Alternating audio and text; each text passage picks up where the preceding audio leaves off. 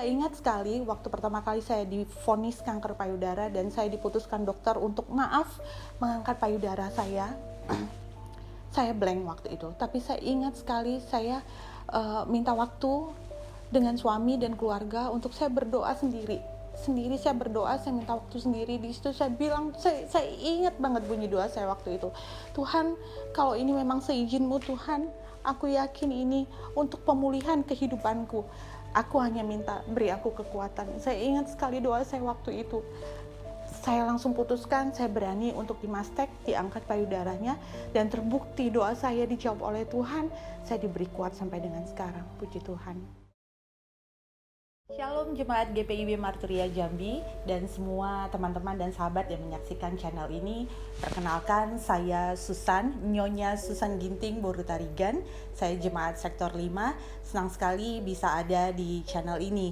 Dan sebelum saya bercerita, semoga kisah-kisah saya nanti yang saya sampaikan dapat menjadi kekuatan bagi teman-teman yang saat ini juga sedang berjuang dalam sakit.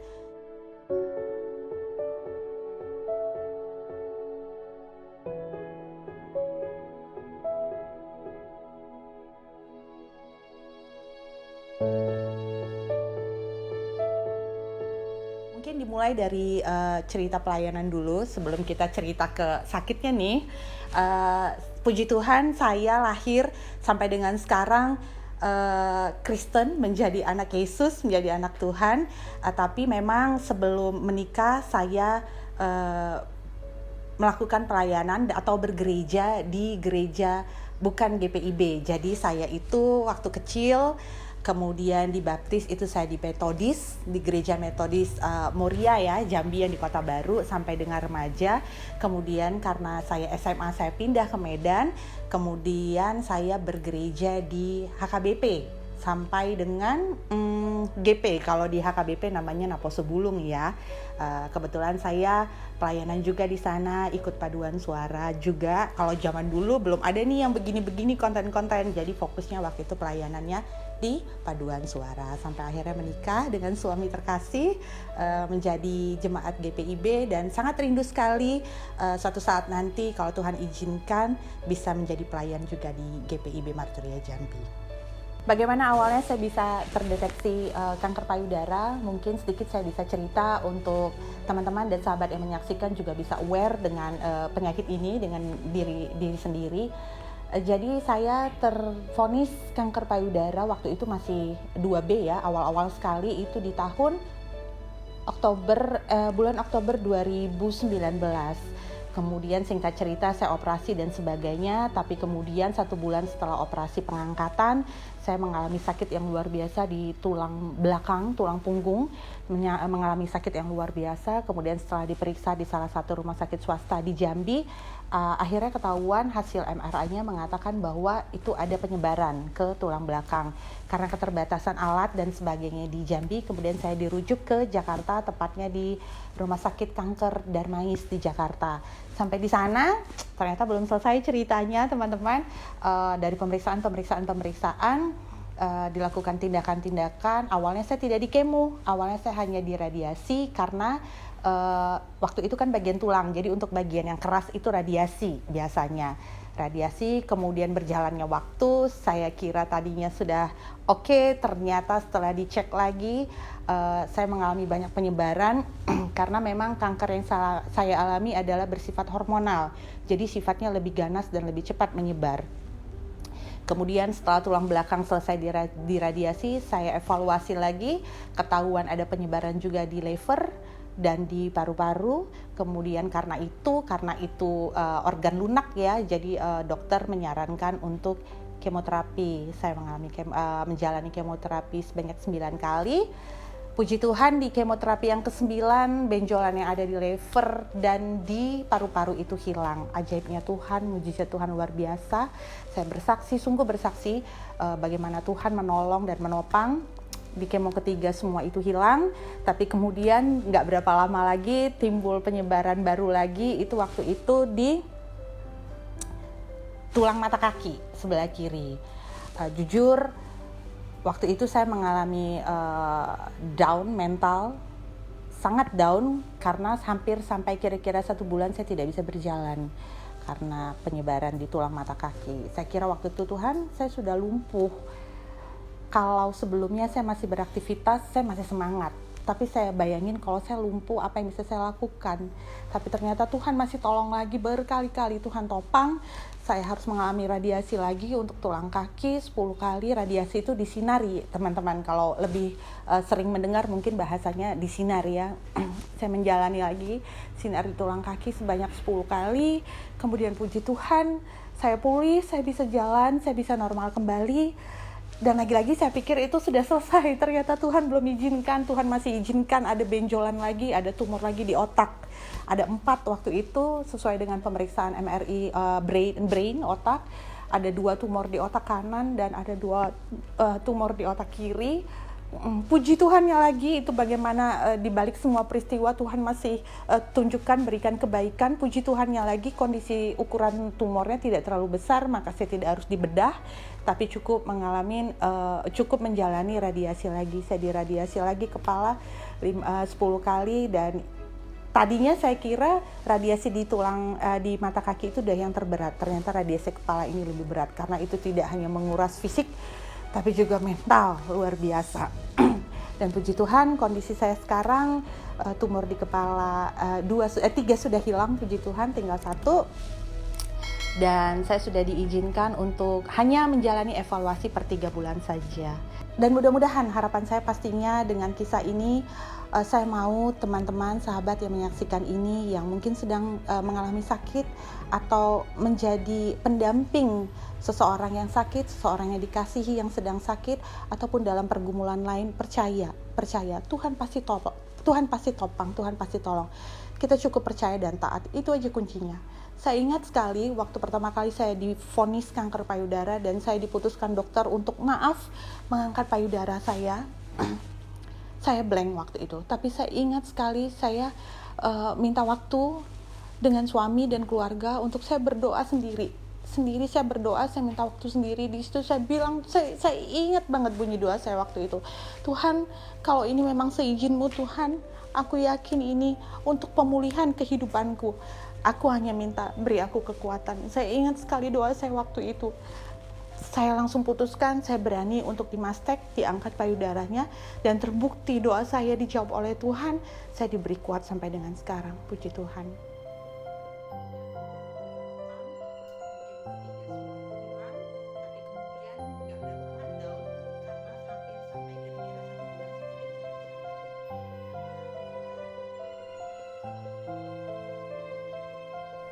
Ketika saya mendengar istri saya divonis kanker stadium 2, di mana waktu itu juga saya pas mengalami kegagalan karir dalam pekerjaan, saya sempat merenung dan meratap kepada Tuhan, kenapa cobaan yang saya alamin dalam waktu dekat terlalu banyak dan sepertinya tidak berhenti.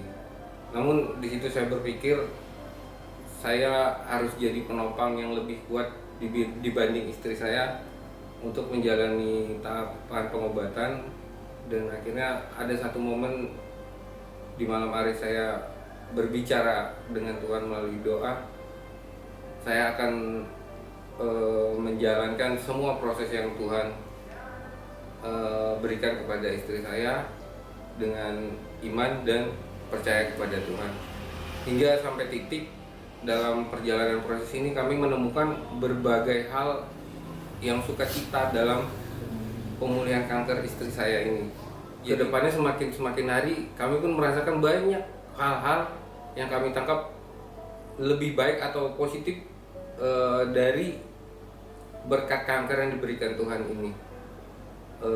Rumah tangga kami lebih baik, lebih damai, dan bahkan tidak pernah berantem sekalipun, dimana dulu mungkin tidak terhitung udah berapa kali perseteruan yang terjadi dalam keluarga kami. Tapi kesininya kami semakin memaknai bahwa kanker ini memberikan berkat anugerah untuk istri saya, terutama untuk kami sekeluarga. Dari Rumah Sakit Jambi kami harus pindah BPJS ke Rumah Sakit Darmais di Jakarta karena alat-alat yang tidak lengkap di Jambi dan diharuskan untuk melanjutkan pengobatan di sana. Waktu itu kami kos di sebelah rumah sakit Darmais yang bertepatan sebelah dengan rumah sakit Jantung Harapan Kita, dan kondisi di sana memang kos-kosannya diisi oleh pasien-pasien yang dari stadium awal maupun dari stadium udah lanjut. Dan selama 3 bulan kami di sana, untuk yang pengobatan tiap hari kami sih masih memutuskan untuk tinggal di sana. Tapi ke depannya setelah pengobatan tidak rutin setiap hari, saya merasa ada hal yang harus saya hindari di sana, di mana psikis istri saya Susan kalau terlalu lama di sana, saya merasa dia akan hidup di lingkungan orang sakit, karena setiap hari yang dia temuin di sana adalah pasien-pasien kanker yang mungkin kebanyakan stadium lanjut. Dan kemudian kami memutuskan untuk pindah ke daerah lain yang mana maksud saya agar psikis istri saya tidak dalam keadaan sakit atau berbaur dengan lingkungan orang sehat, yang mana mungkin itu juga bisa mampu memulihkan kondisi mental dia kalau dia tidak sakit. Selain itu, dalam pengobatannya banyak juga tindakan-tindakan berat yang dialami istri saya Susan, dan memang itu bukanlah hal mudah untuk dialami semua orang, terutama dia yang saya rasa semua tindakan kanker sudah dialaminya, dari operasi, kemoterapi, sinar, bahkan angkat indung telur terakhir. Namun dalam menemani perjalanan pengobatan ini, mungkin saya tidak mengajari, tapi ada beberapa trik yang mungkin dari saya atau mungkin pasien-pasien lain mempunyai trik sendiri untuk mengobatin, untuk mendampingi pasien-pasiennya. Tapi yang saya pribadi alami, saya tidak memperlakukan istri saya sebagai orang sakit. Dalam contoh kecil, untuk hal-hal kecil seperti mengambil air atau memasak indomie yang saya rasa memang si pasiennya masih bisa mengerjakan, itu saya biarkan sendiri, tapi tetap dalam pengawasan saya.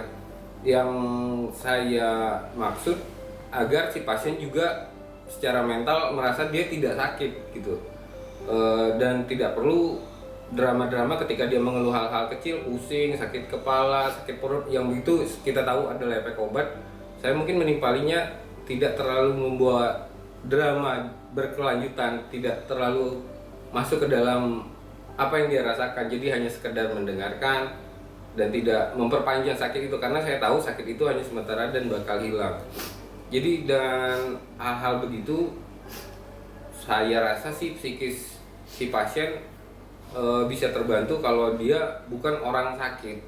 Dan kedepannya ketika mental dan psikisnya udah kuat, obat-obat apapun yang bakal diterima dia dari medis, tubuh akan merespon dengan baik sesuai otaknya bekerja kalau dia bukan orang sakit. Nggak bisa juga kita menerimanya, ya memang sudah. Terima kasih. Perasaan saya saat mendengar penyakit Susan agak kaget, karena saya mendengar katanya ada penyakit ganas. Lama-lama perasaan saya juga jadi ya kembali tidak emosi, tidak marah, karena saya kembali lagi teringat ke saya sendiri, karena saya sendiri sudah pernah juga mengalami penyakit kanker ini 11 tahun yang lewat, dan ternyata sudah bisa dipulihkan kembali. Saat pertama kali menantu kami Susana dinyatakan penyakit kanker, saya tidak bisa menggambarkan kesedihan yang saya rasakan. Di depan dokter itu sendiri hanya menangis dan menangis.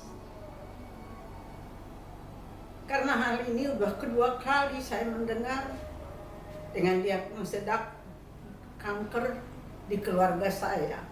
11 tahun yang lalu mengatakan suami saya kanker kantong kemih.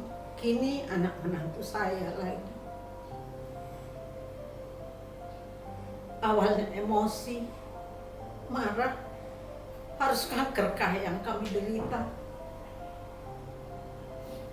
Saat itu sungguh memang menyakitkan bagi saya. Namun setelah beberapa saat pulang dari rumah sakit, kembali pikiran itu jernih bahwa hidup ini adalah milik Tuhan. Dia menentukan segala apa yang harus terjadi dalam hidup kami. Apapun itu, kalau Tuhan izinkan terjadi, kami harus siap menerimanya dan mohon kekuatan dari Tuhan untuk menjalaninya. Bila secara medis dinyatakan dokter penyakit itu adalah kanker, secara teori sedikit saya mengetahui karena saya paramedis. Akhir dari kanker itu sungguh mengerikan. Tidak langsung meninggal, tapi menderita sungguh dengan istilah habis uang, habis kekuatan, baru diakhiri dengan nyawa. Itulah awalnya yang terngiang-ngiang di hati saya saat disebut penyakit kanker. Hari lepas hari dokter melakukan tindakan sebagaimana dari awal di Provinsi Jambi dan akhirnya sampai dirujuk ke Darmais di Jakarta. Tahap demi tahap dijalani oleh Ica. Awalnya kami cuma bisa sebentar mendampinginya, kemudian berganti dengan anak kami, Dika. Dari kejauhan dengan jarak Jakarta Jambi hanya lewat telepon, setiap kali Ica menyatakan tindakan akan dilakukan, kami cuma bisa mengatakan jalani, percaya bahwa Tuhan ada beserta kita. Tuhan akan memberi kau kekuatan, nakku. Kami sebagai orang tua hanya mendukung dalam doa agar semua tenaga medis dan paramedis serta rumah sakit, peralatan semua diberkati Tuhan sehingga kamu bisa melaluinya. Kadang-kadang memang hati mendengar sakit, badan tidak bisa bersama menyaksikan, sungguh sakit. Namun suatu keyakinan dan kepercayaan bahwa dimanapun kita berada dan berseru dan berserah kepada Tuhan, Tuhan menolong kita. Tuhan nyatakan itu hari lepas hari, minggu ke minggu, bulan ke bulan, dan bahkan ke tahun. Hingga saat ini semua pengobatan kanker secara menyeluruh dijalani anak kami, anak menantu kami Ica. Tentunya dengan kekuatan yang bersumber daripada Tuhan. Satu hal yang mau saya sampaikan, kami tidak berdaya oleh apapun. Namun pertolongan Tuhan dan uluran tangan Tuhan yang kami rasakan, sehingga kami kuat menjalaninya dan bisa kami menyatakan syukur seperti pada saat ini.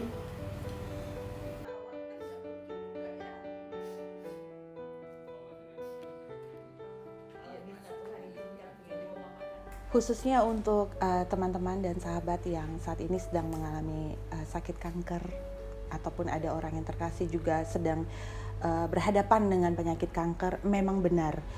Sama seperti kalau di novel-novel dan juga di sinetron-sinetron, sepertinya kanker itu sudah penyakit yang paling parah ya. Memang benar, kanker itu sangat berat. Pengobatannya, terapinya sangat memberikan efek yang luar biasa. Efeknya sangat luar biasa. Sangat luar biasa. Tapi saya yang ada di hadapan Anda saat ini, yang sedang bercerita saat ini, saya adalah bukti bagaimana Tuhan mengasihi, Tuhan menopang, Tuhan menolong. Saya sudah menjalani operasi 2 kali, operasi pengangkatan payudara dan juga operasi pengangkatan rahim. Untuk informasi teman-teman dan sahabat, saya mengalami guncangan yang luar biasa berkali-kali ketika harus diangkat payudara sebagai wanita, sebagai istri. Saya pasti manusiawi, saya merasa berat sekali. Dan yang selanjutnya juga ketika saya mengalami operasi pengangkatan rahim, karena memang harus diangkat menurut dokter untuk mencegah keganasan dengan kondisi yang saya belum mempunyai anak. Artinya saya harus menutup harapan untuk bisa memiliki keturunan. Saya teringat momen itu ketika luar biasa rasanya harus memutuskan, mengikhlaskan. Tapi saya yakin dan percaya Tuhan punya rencana lebih indah lagi dalam hidup saya. Saya juga menjalani kemoterapi 9 kali yang mungkin teman-teman tahu juga efeknya seperti apa. Saya menjalani radiasi 35 kali yang juga efeknya sangat luar biasa, bahkan sampai sekarang. Saya terakhir terapi itu bulan Maret 2022 yang lalu, dan sampai sekarang efeknya belum hilang total. Teman-teman dan sahabat, berat memang, apalagi ketika Anda harus berhadapan dengan yang namanya sakit kanker. Itu mental, spiritual, fisik semua dihajar. Tapi percayalah, mungkin bahasa saya sederhana, mungkin bahasa saya mungkin mohon maaf kalau tidak pas, tapi ini benar-benar dari lubuk hati saya.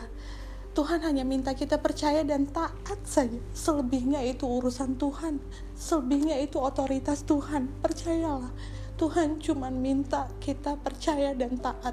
Tidak hanya ketika mengalami sakit, tapi dalam pergumulan apapun. Percayalah, saya itu yang selalu memotivasi diri saya sendiri. Tuhan hanya minta kamu percaya dan taat. Selebihnya itu urusanku, kata Tuhan. Aku yang ambil alih, aku yang take control. Puji Tuhan, teman-teman dan sahabat yang menyaksikan, percayalah ketika kita percaya dan taat, banyak sekali hal-hal baik yang terjadi. Bahkan saya saat ini bisa mengatakan, terima kasih Tuhan, Tuhan sudah memberikan sakit kanker ini kepada saya. Karena apa? Banyak sekali pemulihan dalam hidup saya. Banyak sekali pemulihan dalam hidup saya melalui sakit kanker ini. Begitu banyak. Dan terutama saya lebih sering berdoa, saya lebih sering memuji, saya lebih sering mendengarkan firman. Kalau ingat dulu, benar-benar sibuk dengan pekerjaan duniawi, seolah-olah dunia ini kita yang punya, seolah-olah waktu ini kita yang punya, seolah-olah nyawa ini kita yang memutuskan.